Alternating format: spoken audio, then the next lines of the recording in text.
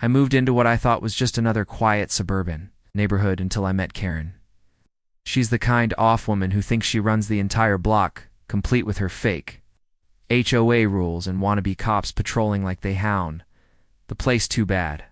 She had no idea who she was messing with. I'm an FBI agent who doesn't take threats lightly, but what happened next? Let's just say things got a lot more intense than she bargained for. Before we dive in, let me know where you're watching from today. I woke up to a fierce pounding on my door so loud that my windows seemed to rattle still half asleep. I hurried to the front hall thinking someone might be in trouble. Through the peephole, I saw two people wearing matching uniforms with bright letters that read HOA Police. Their badges looked cheap, like something from a party store, but they stood tall and glared at me with stern faces. My heart thumped faster than it should have done. I opened the door a crack and said, "Can I help you?" The taller officer, Eamon, with a sharp jaw, pointed at me. "We're here on official business. He declared your property has multiple violations, and we need to inspect your garage." I felt a surge of frustration. "What are you talking about? There's nothing in my garage that breaks any rules." The shorter officer, a woman with narrow eyes, shot back, "Don't make this harder. We have authority from the HOA." I noticed they did not mention warrants or real police involvement in a calm voice. I said, "I'm an FBI agent if y'all have real, 'cause show me proper papers." That made the tall one smirk, being fibiticent. "Excuse you from neighborhood codes." Just then, I saw movement behind them. Karen, my neighbor, peered over their shoulders with a smug grin. She had always been loud and pushy, complaining about every small thing on our block. I knew right away she must have staged this little show, and my gut twisted with worry. Stepping onto my porch, I kept my voice steady. "Karen, what's going on here?" She lifted her chin. "Oh, I'm just making sure the rules are followed," she said, her tone dripping with false sweetness. "You can't claim special treatment because of your job." The fake officers nodded. "We have reports of strange activity in your garage." Sautéed woman officer, I let out a tense laugh. "Strange activity like what?" Karen shrugged. "I heard noises late at night. Could be anything. You might be storing hazardous materials, or maybe are plotting something." My jaw tightened. "That's nonsense, and you know it." Yes. "If there's a real problem, I'll cooperate, but this is harassment." The tall officer pulled out a piece of paper that looked like a typed form. There was no seal, no signature, just words that said, "I was under investigation by the HOA police. I tried to stay calm. That's not an official document." "You two have no right to barge in." Karen let out a dramatic sigh. "You sure you want to argue? Can add your refusal to the list of violations." I glared at her. "Since when does the HOA send out its own police force? I've lived here long enough to know we only have volunteers who check on yards and paint colors." The shorter officer flashed a plastic-looking badge. In my face, "We have new powers now. Step aside." I shook my head. "Number. Unless you come back with real law enforcement and a valid warrant, you're not entering my home." The man took a step forward. "Don't us." I felt my anger spike, but I forced it down. As an FBI agent, I knew better than to start a physical argument on my porch. Instead, I crossed my arms. "If you try to come in here, you'll be the ones facing charges." Karen smirked again. "You can't threaten us. Everybody on Thea Street knows you think you're above the rules." Suddenly, my phone buzzed in my pocket. Glancing at the screen, I saw my boss's name flashing. My stomach tightened. I had never gotten a call from him so early. One moment, I told the fake officer, stepping back into my entryway. The tall man shouted after me, "We're not done here." Ignoring him, I answered the call. My boss's voice sounded strained. "Get to the office right now. We have a problem." My heart sank. Is this about some complaint against me? There was a pause. Then he said, "I'll explain in person." I hung up and walked back to the door. The two fake cops were still there, with Karen towering behind them like she owned the place. "I have to go." Said, "I'll deal with this later." The woman officer shook her head. "If you leave Wheelmark, you is uncooperative." Karen stepped closer, her gaze cold. "You want your neighbors to see you run away," sighed Karen. "This is ridiculous. You know you can't arrest me." She tilted her head. "I'm not arresting you. They are, and I'm not stopping them." The male officer raised a pair of plastic zip ties as if he planned to cuff me. I had to remind myself to keep my cool. "Put those down." I said, "Impersonating a law officer is a crime, you know." "That right?" The woman officer grabbed her radio butt. I doubted it actually connected to any real dispatch. Karen clucked her tongue. You might want to listen. They have the Peruto write you up. My jaw clenched. A fake citation means nothing at all. Man waved the zip ties in my face. You want to find out if these are fake to auth that moment. I realized how far this had gone. They wanted to push me into doing something rash. It was a setup, plain and simple. I forced myself to stand down, taking a slow breath. Look, I said. I'm stepping away to handle an urgent matter at my real job. You all need to leave my property. Karen shrugged. We'll be watching. The HOA has eyes that made me bark out a laugh. The real HOA might boot you, sure aren't it? The mail officer pressed his lips into a thin line. We'll give you one last warning. Then He glanced at Karen, who nodded. If you don't cooperate, we'll recommend disciplinary action. I glared at them. Recommend it to whoever you want now. Get off my porch, Day.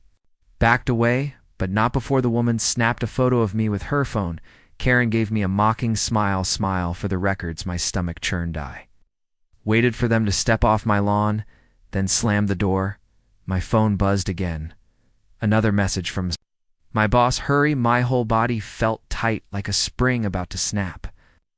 This was exactly what I didn't need, especially if some of things Arius was happening at the bureau, yet these phony officers had thrown my morning into chaos, and Karen's grin still lingered. In my mind, it took me 10 minutes to calm down before I finally grabbed my keys and headed out. The cruiser was parked at the end of the street, its lights off, I noticed. Karen's car was gone, which meant she might be prowling around elsewhere, possibly telling neighbors a twisted version of the story. I drove away, trying to steady me breathing. My boss's tone on the phone had sounded dire, and that rattled me even more than Karen's antics as I pulled onto the main road. I caught myself checking the mirror again and again, half expecting that HOA police car to follow me, but there was no sign of them still. I felt trapped between two nightmares. The phony cops who wanted to corner me at home, and something big looming at work.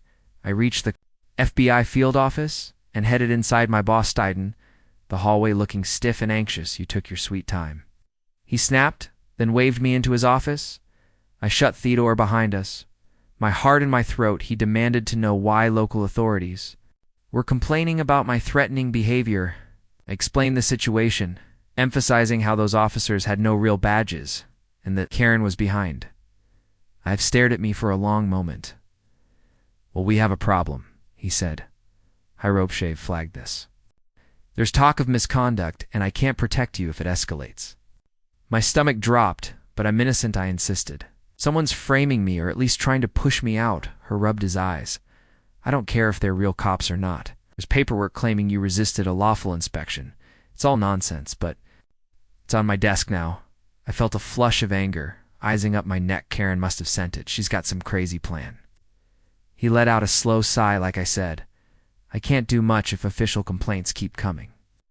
Keep your cool, prove they're fake, otherwise you'll be dealing with an internal review. Panic flared, but I nodded, knowing there was no quick fix. As I left his office, my phone buzzed again. This time it was a text from a block number. Better watch your step. We know who you are. And nearly crushed my phone. In my hand, these people were trying to destroy my life, and now they had found a way to make it look official.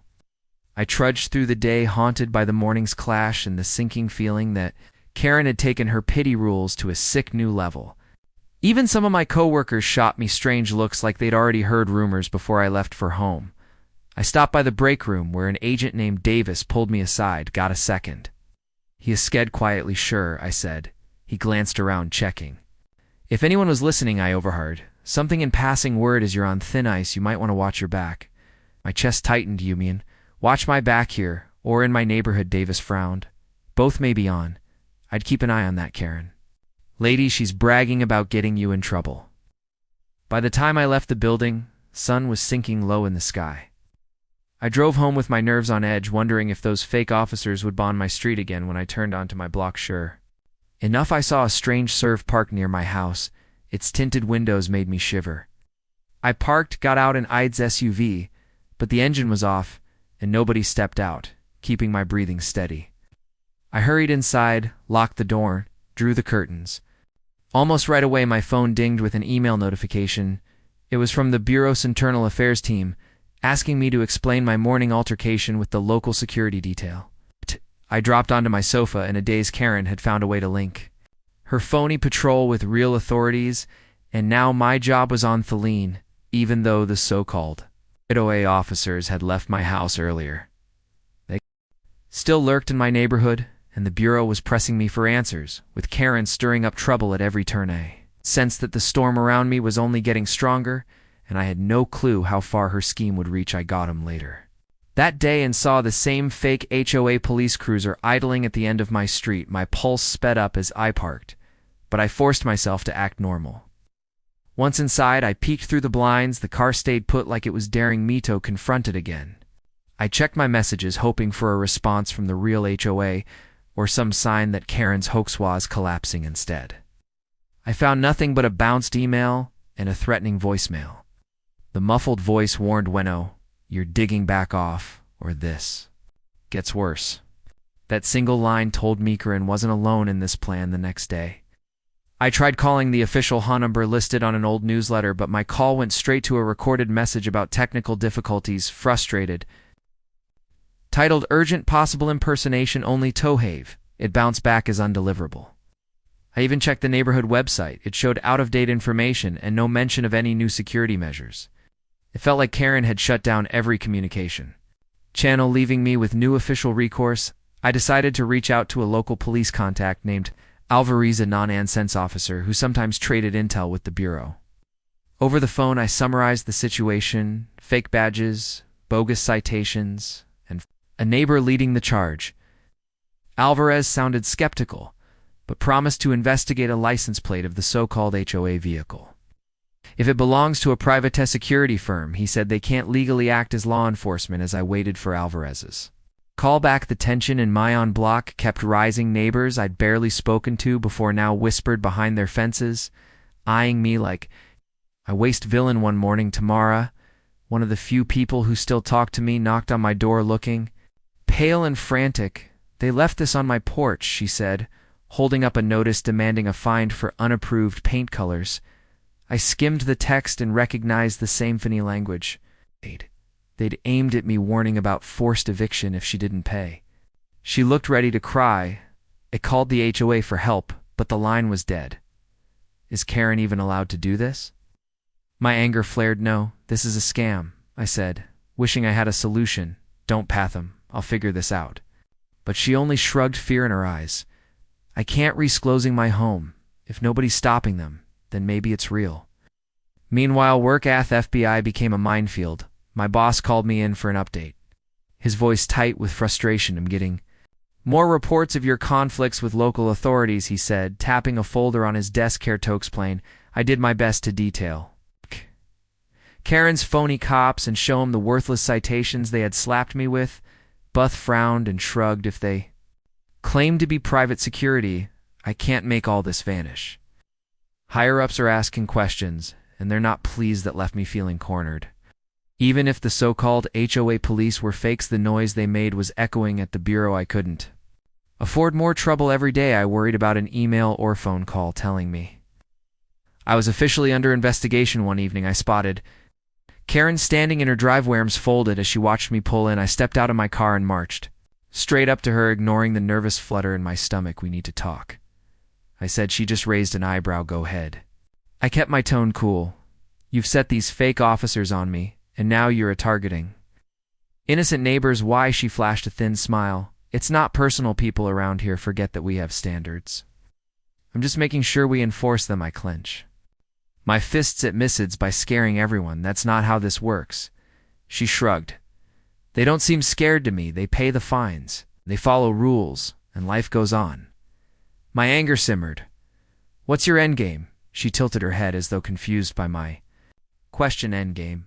I'm just cleaning up the neighborhood. You're the one refusing to cooperate." Before I could respond, one of the faux cops strode over, giving me a stern look. "Move along," he ordered. "We have business with Miss Karen." My jaw tightened. "You have no legal authority here." He lifted a flimsy badge and smirked.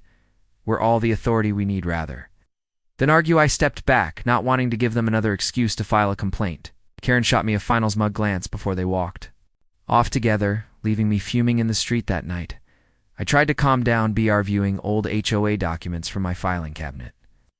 I found a reference to a once proposed security program that never got approved. Karen's name was listed as a main advocate. The plan had been tabled when residents decided they didn't want a military-style presence in the neighborhood. Now it seemed she'd created her own version using any means necessary. A deep chill ran down my spine. If she could hijack an entire community, maybe she had friends in high places to friends who could make real trouble for me at the FBI. A few days later, Alvarez finally called back. That plate belongs to a private security outfit, but I can't find any license contract. With your HOA, he said, sounding more certain now, they're acting without approval. I let out a breath I'd been holding. This is proof they're not real cops, I said, relief mixing with anger. But how do I get to Karen? He hesitated. I can't dig deeper unless there's an official complaint on file.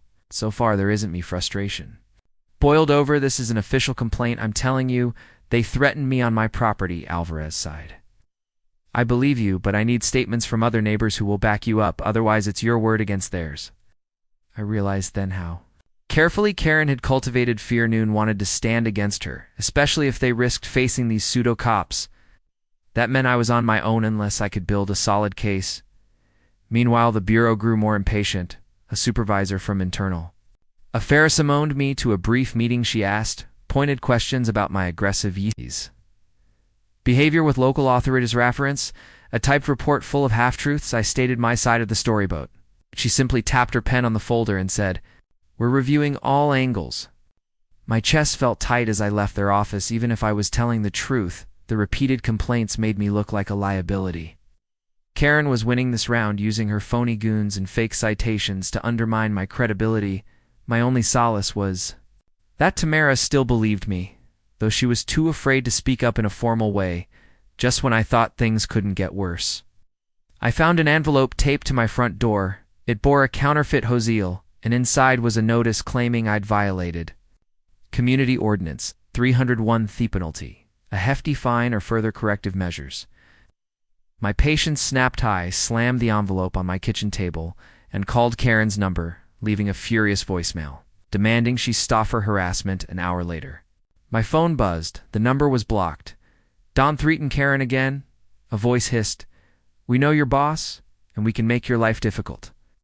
The line went dead before I could speak. Rage coiled in my gut as I realized these people were welcomed her at least wanted me to believe they were late that night. I peered out my window at the quiet street. Porch lights glimmered and a breeze rustled across neatly trimmed lawns. If anyone glanced over, they'd see a picture-perfect suburb, but I felt trapped in a twisted game with Karen pulling the strings. I was no closer to proving her scam, and the clock was ticking on my FBI career. My phone chimed with an email from a colleague. "Heads up, internal review might launch soon. Rumors are swirling great. An other storm on the horizon." And Nato was still stuck battling a neighbor who'd found a frightening way to seize power. As I shut off my lights, I couldn't help but wonder what Karen's next move would be, and whether I'd stand any chance once she made it. Even though I'd discovered the private security link, I still had no solid proof tying Karen to the scheme or clearing my name at the FBI. My only lead was the plate number Alvarez traced. But without neighbors brave enough to step forward, I stood on shaky ground, and Karen was ready to push me over the edge. Tension clung to my every move, and the stress of being under scrutiny at the FBI only intensified my fear of Karen's next strike. Whenever I stepped outside, I felt eyes on me, sometimes from neighbors who'd turned suspicious, sometimes from that unmarked car lurking at the corner late one afternoon. I headed out to buy groceries, hoping a quick errand would clear my head. As I pulled out of my driveway, I noticed a figure behind Karen's hedge, possibly keeping watch. The realization that my own neighborhood had become enemy territory made my stomach knot. Halfway to the store, my phone buzzed with an unknown caller. I hesitated, then answered. A growly voice said, "Stop digging or else." Before I could respond, the line went dead, leaving with an uneasy chill in my chest. After the grocery run, I got home to find a crumpled flyer jammed under my wiper. It read, "HOA police volunteers needed, listing a meeting date and Karen's address." So she was recruiting more help now, luring neighbors into her web of phony authority.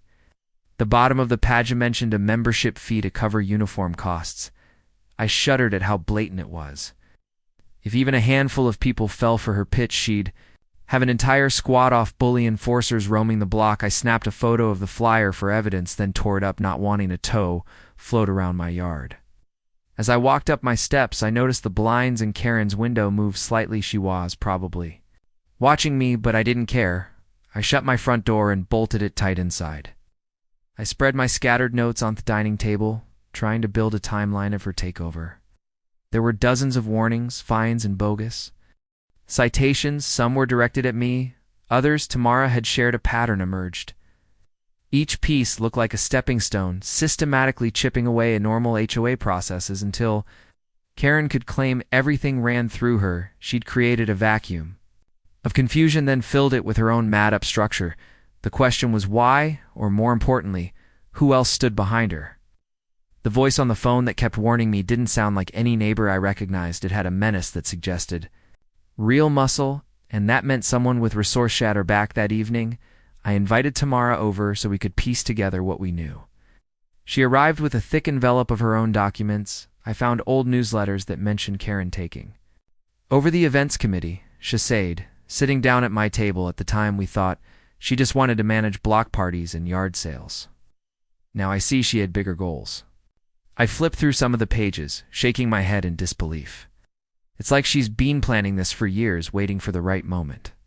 Tamara's hands trembled as she pointed out a line from a 6-month-old letter. Local security guidelines will be enforced for the safety of all residents. It bore Karen's signature, along with a vague reference to third-party officials. Tamara placed her hand over mine. Do you think any part of this is legal? She asked, voice tight with worry. I shook my head number, but nobody's stopping her. We shared a grim look. Even the real HOA board washed out of the picture, either silent or forced into hiding, and the police wouldn't act without clear evidence of criminal wrongdoing. As for the bureau, I was stuck behind layers of internal reviews. The next day, I decided to visit Alvarez in person. Maybe if I showed him the collected documents, he'd see the scope of Karen's plot. I drove to the station, the flyer and citations stacked in a manila folder on my passenger seat. My heart rattled in my chest, worried that someone might follow me. At a stoplight, I spotted a black sedan with tinted windows behind me. It lingered too long when the light turned green, raising my suspicions. Once I reached the station and parked, the sedan slowed, then turned down a side street. My pulse pounded, convinced I'd just been tailed. Inside, Alvarez ushered me into a cramped office. Sorry for the mess, he said. We're short on space right now. I placed that folder on his desk and explained everything: the calls, the flyers, the brand new push for more fake officers, rumor that they were collecting money. He glanced through the pages, whistling under his breath. This is bigger than I thought. But how do we pin it on Karen? I leaned in. We have her Nemean, multiple documents plus neighbors who can testify. If you need statements, I can gather them. Alvarez frowned. We need them in writing, and these folks can't be too scared to sign their names, otherwise it's just hearsay. A heavy sigh left Mamie. Neighbors were terrified of crossing Karen, and I couldn't blame them for all. I knew she had real power somewhere. Or at least powerful friends. I asked Alvarez about the tinted SUV plates. Again, hoping there was more to learn. He scanned his computer.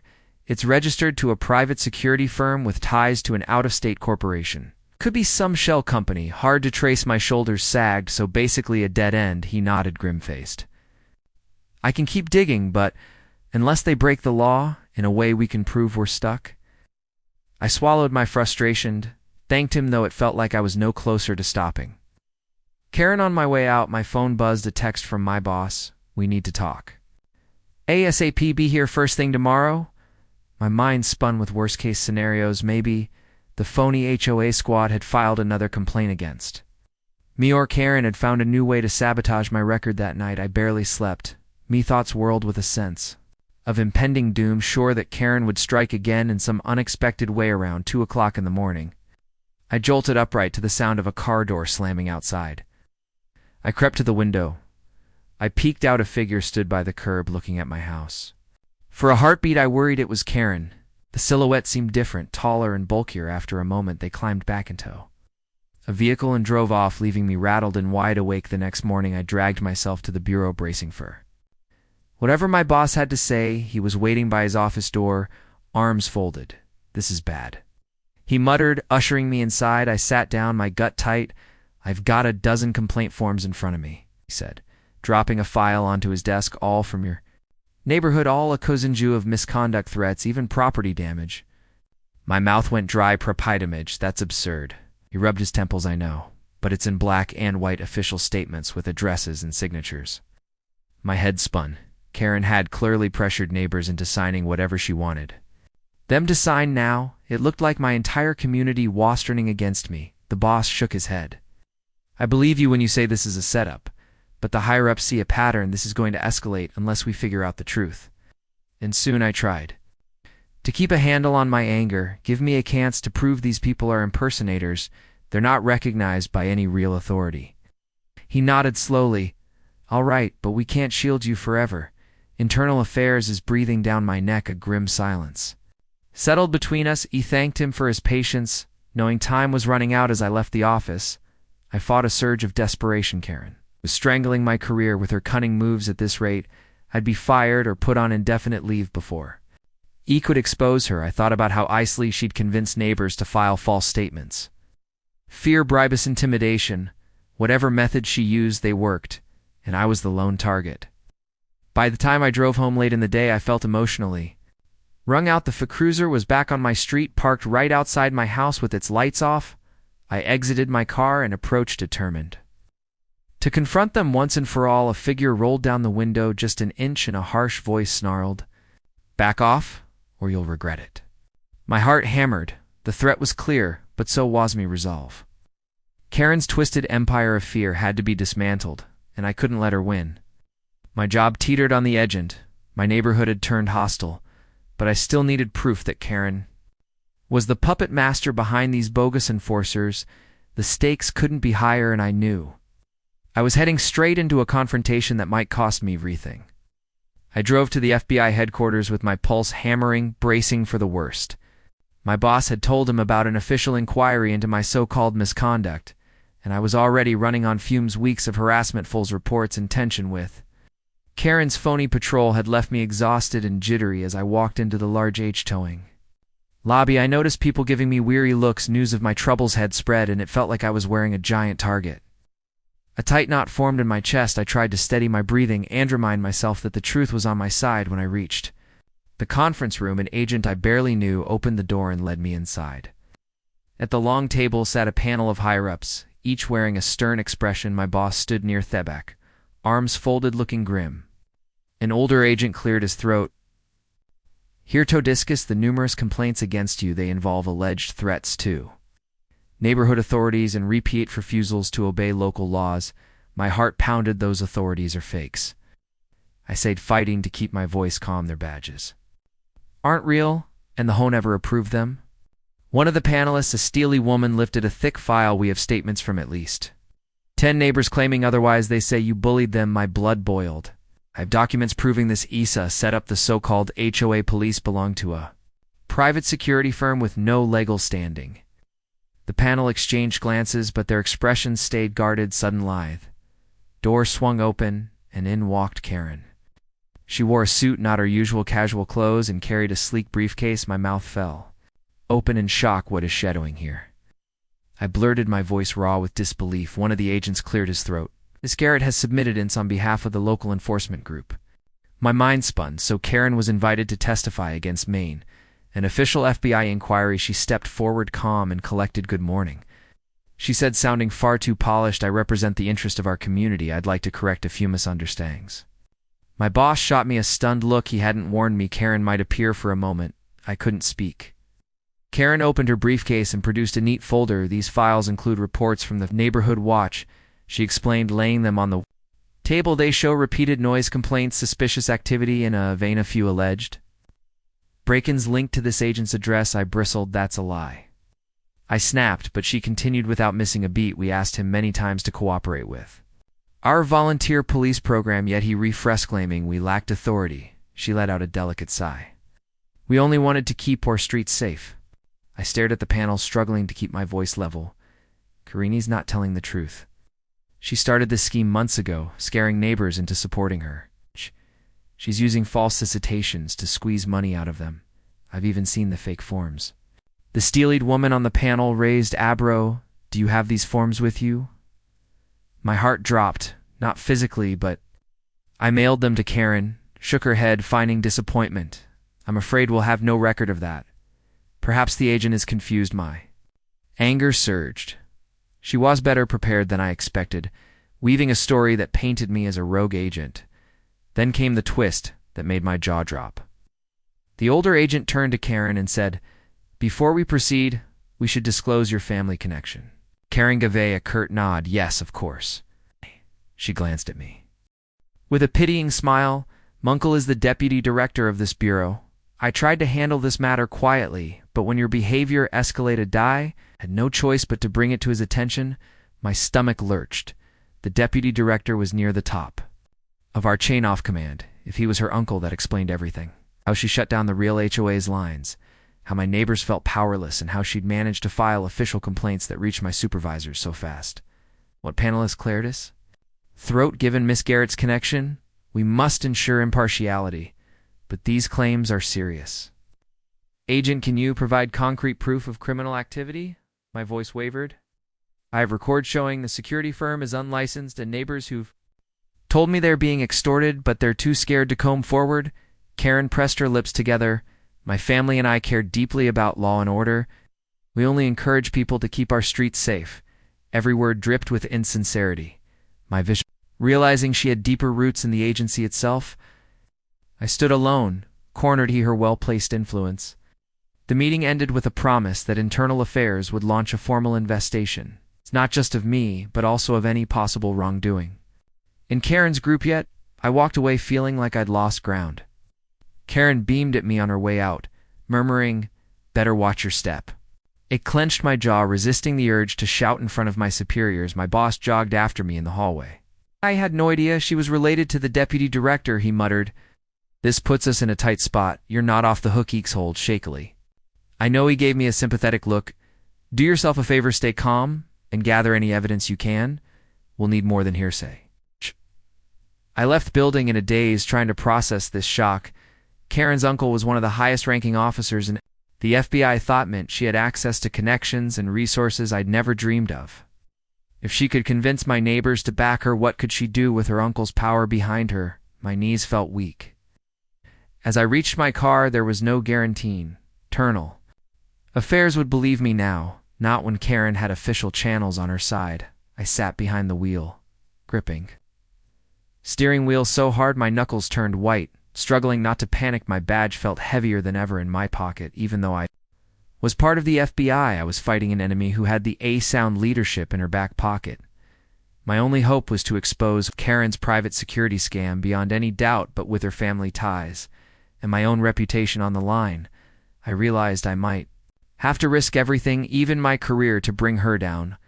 I drove home from that inquiry feeling like the floor had dropped beneath me. Karen's influence reached the top of the agency, and I was now under an even darker cloud of suspicion. My boss tried to assure me we'd figure something out, but his voice held little conviction once I pulled into my driveway. I felt every nerve on edge, scanning the street for that fake cruiser or the tinted SUV. It was getting late, and most houses had their lights on, but the road looked empty. At first glance, I let out a shaky breath, hoping for one normal night this canned. I stepped inside, though my phone buzzed with a text from Tamara there at my door. I'm scared. My heart pounded. Arrest over to Tamara's house on foot, sticking close to the shadows. Sure enough, the so-called HOA officers were parked right in front of her place, engine running. As I crept up behind a hedge, I saw them on her porch, pounding in the door. The taller one yelled, "Open up, or we'll mark this as another violation." My anger flared. These bullies had gone too far. I cleared my throat loud enough to get their attention. One officer turned face-twisting into a scowl. "You again," he muttered, grabbing at something on his belt. I held my ground, raising my voice. "I'm FBI. This is intimidation. Leave her alone." The other officer reached for a phone. "That line won't save you anymore. We have friends in high places." I nearly laughed at the irony. They were admitting their connection to Karen's network. Tamara cracked the door open, eyes wide with fear. "Please, just go," she whispered, trembling. One officer whipped out a form. "We need you to sign this statement confirming that your friend is harassing the neighborhood." My pulse jumped. They wanted her to turn against me. Furious, I stepped forward, "Back off. She's..." Signing nothing, the second officer shoved me, and I stumbled onto the porch steps before I could fully regain my balance. The taller one pulled out his plastic zip ties, a nasty smirk on his face. I'd be careful who are on one wrong move, and will file assault charges. I managed to keep my composure. Impersonating law enforcement is a federal crime. I'll see you behind bars. He pointed a finger at me. You won't get that chance. It sounded like a threat that went beyond HOA fines. Suddenly a voice behind us said, "What's going on here?" I turned to see Alvarez, the local cop I'd contacted before. He must have been off duty and checking on the area. Relief swept over me as he approached, badge out. The fake officer stiffened, clearly unsure how to play it. Alvarez surveyed the scene. "Ma'am," he addressed Tamara, "are these men trespassing?" She nodded quickly, eyes brimming with tears. "Yes, they won't leave." Alvarez nodded at me. "I got your text about suspicious activity, but it took me a while to swing by." He faced the officer. "Show me some identification." Taller one flashed his phony badge, but Alvarez didn't even blink. "That's not official." He said, "You want a driver's license right now, or you're both coming in for questioning." The officers glanced at each other. Thenon stammered, "We have the right to be here, authorized by the HOA." Alvarez crossed his arms. "You don't have the right to threaten a homeowner who's telling you to leave. This is private property. Now step away from the door." He radioed in a request for backup, which made them turn pale. The taller man sneered at me one last time before they hurried to their cruiser.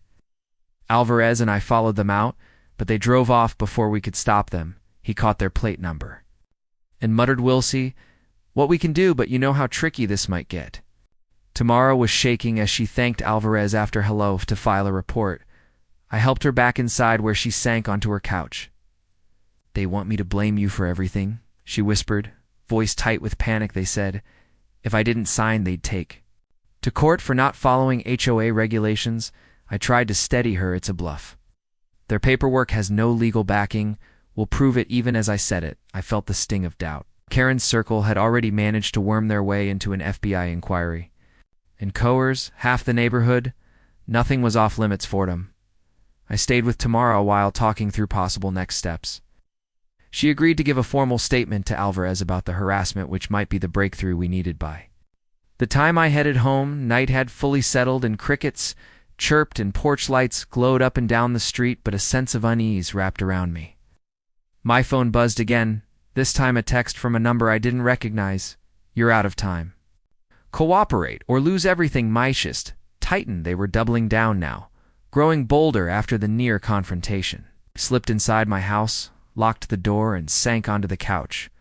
I had no illusions left. Karen's hold was mazed, aided by her uncle's status in the FBI. If I wanted to take her down, it needed concrete evidence that even her family ties couldn't dismiss.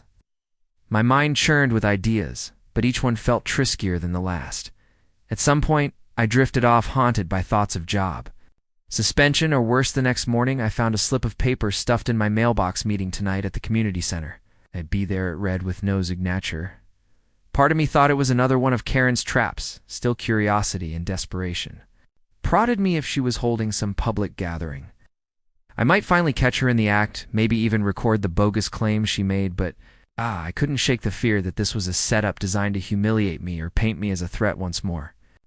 I sat there staring at that note, feeling the weight of everything: my shaky position at work, my powerless neighbors, and the looming threat of Karen's shadow army. My phone chimed with a message from Alvarez. "We need more witnesses, or I can't file charges." Press them. I felt a faint flicker of hope.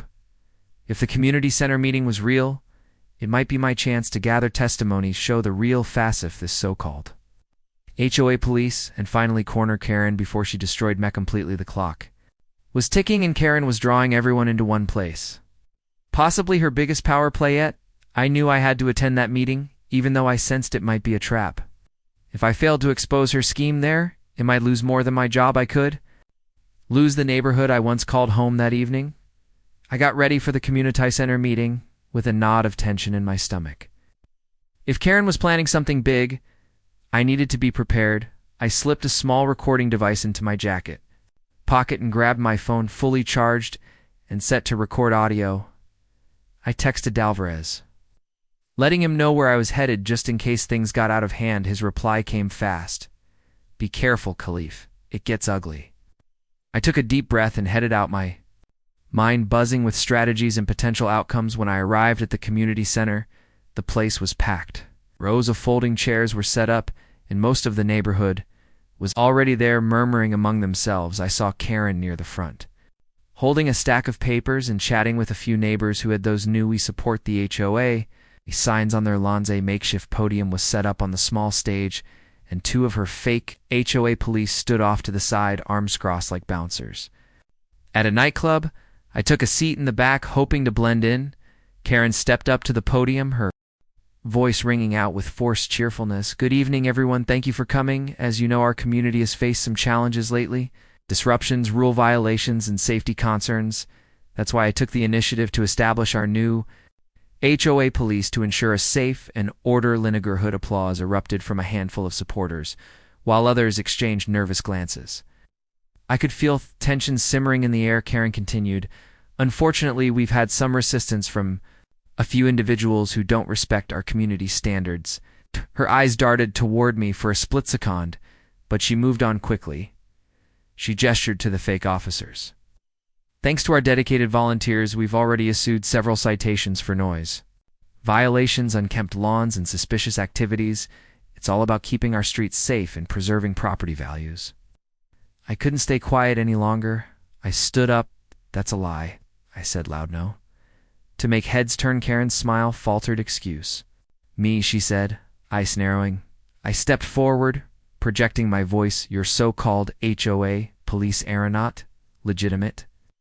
They're part of a private security group with no legal authority to issue fines or citations." "You're earning a scam, Karen." A few gasps rippled through the crowd. One of the fake officers moved toward me, but I held up me badge. "Federal agent, touch me, and you'll regret it." The officer hesitated, glancing at Karen for guidance. I pushed forward. "These goons are nothing more than hired muscle Karens, being intimidating and extorting neighbors, making them pay bogus fines, and threatening them with eviction. It's illegal." Karen's face flushed with anger. "You're just bitter because you can't handle following rules like everyone else," she shot back. Pulled out my phone, where I'd saved screenshots of Alvarez findings. "This is proof that your HOA police are unlicensed and unauthorized. The security company they work for has no contract with our community." The room buzzed with murmurs and worried whispers. One man stood up, looking shaken. "Karen, is that true? Are they not real security?" Karen faltered, her brava docking. "There are volunteers." She stammered. I seized the moment. "Volunteers don't have the right to detain people or issue fines. And you've been making up infractions to squeeze me out of your own neighbors." I pointed to a pile of papers on the table next to her. "Let's see those citations." "I bet they're all as fake as your authority." People started moving forward, eager to see the documents. Karen's hands hooked as she tried to pull them away. One of the neighbors snatched a citation from the stack and held it up. "This doesn't look right at all. There's no official seal, no signature." Karen's face went pale and she grabbed at Thepper. "That's confidential." She snapped, but the damage was done. More people were coming up, demanding answers. Someone whipped out their phone, taking pictures of the bogus paperwork. The tension hit a breaking point when one of the fake officers backed away, muttering, "I didn't sign up for this." Before bolting out the door, Alvarez suddenly appeared at the entrance, his uniform crisp and his expression serious. "Everyone stay calm," he announced. "We're conducting an investigation into unauthorized security practices and possible extortion." Karen's face drained of color. She tried to compose herself, but it was too late. Alvarez walked up to her. "Ma'am, I need you to come with me for questioning." Karen sputtered, trying to rally her dwindling supporters. "This is harassment. I have connections. You can't do this." But nobody backed her up. Her fake authority had crumbled before everyone's eyes. Alvarez cuffed her and nodded to me. "Good work," he whispered as Karen waddled out. People started talking, realizing how they had been manipulated. Tamara approached me, eyes shining with relief. "You did it," she whispered. I gave her a tight smile, still feeling the adrenaline rush through my veins.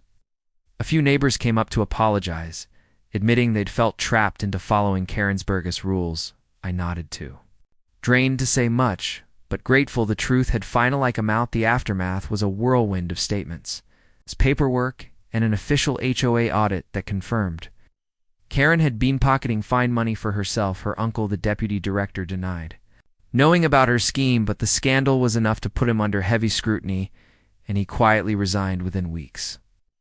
Then a boyhood slowly returned to normal, and the fake HOA police vanished overnight, their security company facing legal action for unlawful enforcement. A few weeks later, my boss called me into his office. He gave me a long, considering look, then offered a rare smile. "Turns out you were right all along," said. "Internal affairs cleared you. Karen's actions were deemed illegal and unauthorized, and we've received formal apologies from the neighbors who filed complaints under pressure. You're back on track." Relief washed over me.